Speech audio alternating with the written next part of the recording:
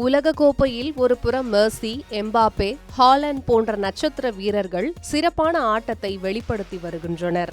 ஆனால் ஒரு முகத்தின் குறைபாடு அனைவருக்கும் தெரிந்தது. அந்த முகம் கிறிஸ்டியானோ ரொனால்டோவுடையது. முதல் போட்டிக்கு பிறகு கடுமையான விமர்சனங்களுக்கு உள்ளான ரொனால்டோ நேற்று நடைபெற்ற போட்டியில் தனது விமர்சனங்களுக்கு பதிலடி கொடுத்து ரொனால்டோ இஸ் பேக் என்பதை நிரூபித்துள்ளார்.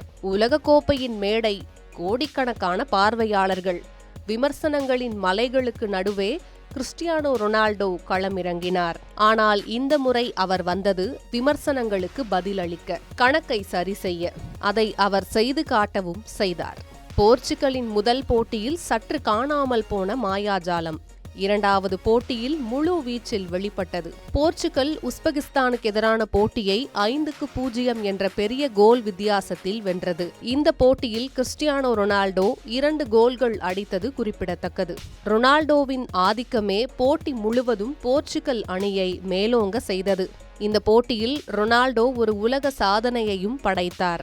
6 உலகக்கோப்பை போட்டிகளில் கோல் அடித்த உலகின் முதல் வீரர் என்ற சாதனையை ரொனால்டோ படைத்துள்ளார்.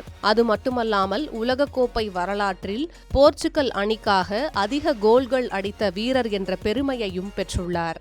தற்போது உலகக்கோப்பையில் ரொனால்டோவின் கோல் எண்ணிக்கை 10ஆக உயர்ந்துள்ளது.